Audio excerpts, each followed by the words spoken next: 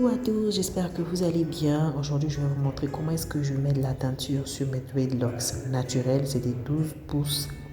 Vous allez voir, le processus est très facile. Pour cela, on aura besoin de papier allure, de la poudre décolorante et de l'oxydant. Moi, je l'ai pris à 30. Et la poudre, c'est une espèce de poudre bleue. Et un pot pour professionnel. Je vais mettre les gants. Parce que vu qu'on va manipuler des produits un petit peu dangereux. Bon, pas disons dangereux, mais bon. Quand on inhale ce genre de produit-là, c'est un petit peu toxique. Donc, du coup, je vais mettre le max parce que mélanger ces deux produits-là, ça a une forte odeur et ça pique dans les narines. Déjà, je vais protéger ma table avec du papier allure. Je devais le faire dans la salle de bain, mais j'avais pas assez de place. Donc, j'ai préféré rester au salon. Là, je vais étaler mes locks sur tout le papier allure. Je vais bien les étaler.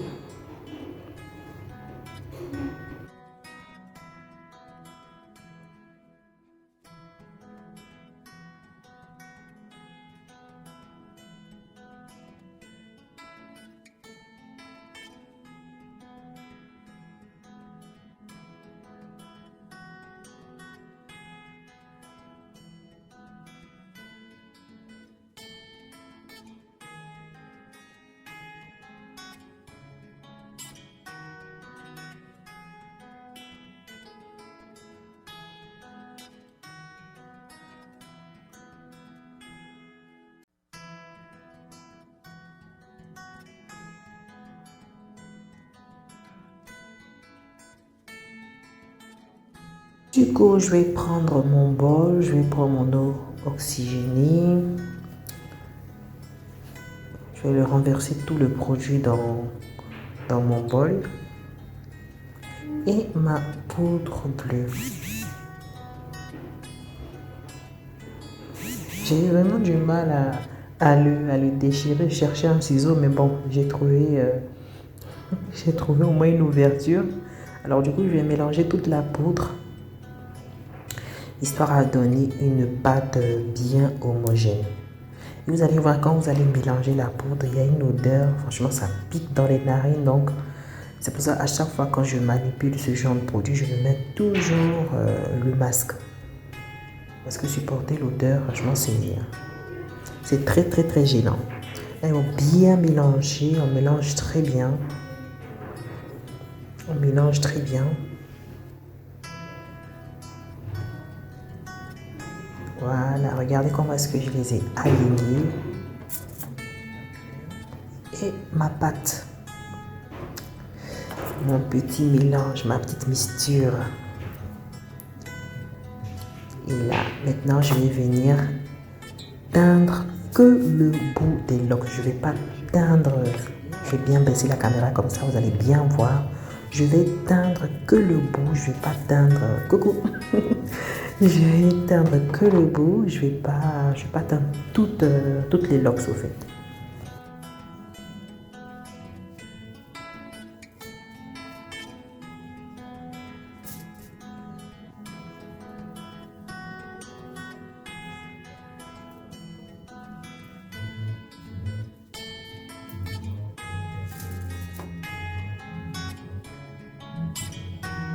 Une fois que j'ai mis la teinture, c'est-à-dire tout le bout, sur tout le bout, je vais retourner les locks aussi pour mettre la teinture sur l'autre face. Maintenant, je vais prendre le papier allure et que je vais refermer pour créer un effet de chaleur pour que la teinture puisse bien adhérer, puisse bien prendre aux locks. Je rappelle que c'est des locks naturels, ce ne sont pas des cheveux synthétiques. Donc là maintenant je vais bien les emballer pour créer cet effet de chaleur là, cet effet de chaleur là, c'est ça qui va me donner la teinture. Là j'ai bien les emballés, prendre la deuxième couche de papier allure aussi pour bien les étaler. et puis les laisser poser peut-être 10 à 15 minutes au maximum. Sinon après ça va trop chauffer et après ça va devenir trop jaune. Quand c'est trop jaune, la cliente qui avait commandé ces lox, ça ne voulait pas que ça soit trop jaune. Un effet un petit peu brun et tout ça. Donc du coup je vais pas laisser longtemps, je vais le laisser reposer 10 à 15 minutes et après je vais les ouvrir.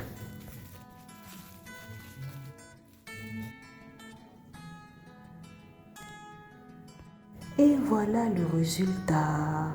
Je les ai lavés, je les ai shampoinés. Regardez comment la couleur elle est belle, elle est vraiment belle. Voilà, j'ai terminé de mettre la couleur sur mes locks. Je les ai séchés avec le sèche-cheveux.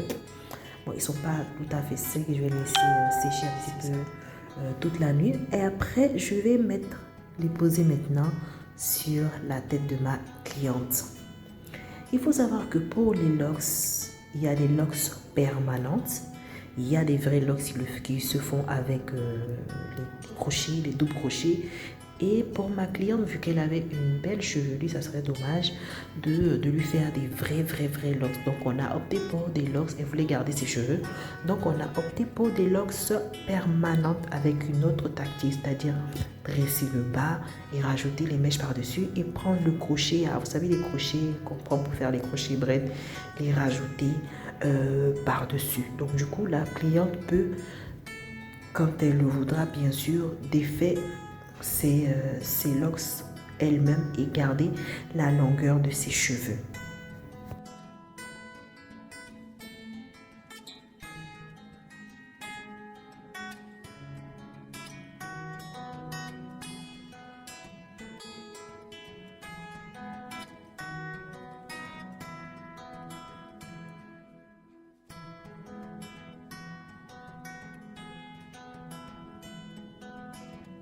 Je vous montre un tout petit peu ma technique à moi pour placer mes dreadlocks permanentes. D'abord, je vais tresser le bas du cheveu de ma cliente. Je vais faire des petites nattes. Des petites nattes sur tout le long des cheveux. Voilà.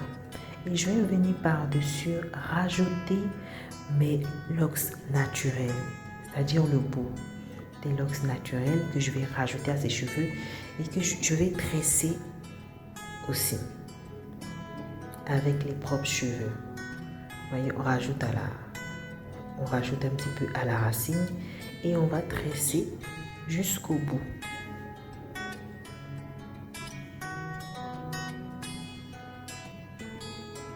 On va les tresser jusqu'au bout. Je rappelle que les dreadlocks sont faits à la main. Je ferai peut-être une autre pour vous montrer, ou soit dans ma liste des vidéos, vous pouvez regarder comment est-ce qu'on tisse les dreadlocks. Et voilà. Là, on va terminer, on va tresser jusqu'à la fin de ses cheveux. Et après, on va se servir de notre crochet pour faire passer la tresse en dessous. Voilà, on va fermer le loquet. Tac. Mais il ne faut pas tout les tirer, il faut laisser un espace. Voilà. Voilà, je vous montre. Il ne faut pas tout tirer les cheveux, il faut juste laisser un espace. Et prendre un petit peu de cheveux naturels, c'est-à-dire les cheveux qu'on prend pour faire les locks. Un petit peu de cheveux naturels pour les enrouler. Là, on avait presque fini. Et après, je vous montrerai le résultat. Cette technique-là, elle n'est pas douloureuse, elle ne prend pas de temps. Vous voyez, regardez, on peut même tirer dessus là. Ça ne partira pas parce que c'est bien fixé. C'est des locks permanentes et ça peut durer pendant plusieurs mois. La cliente aussi peut changer la couleur de ses locks quand elle le désira aussi. Voilà. Et voilà le résultat final, mes chéris. N'oubliez surtout pas de vous abonner, d'activer la cloche de notification pour ne rien manquer des vidéos que je poste en ligne. Bye bye.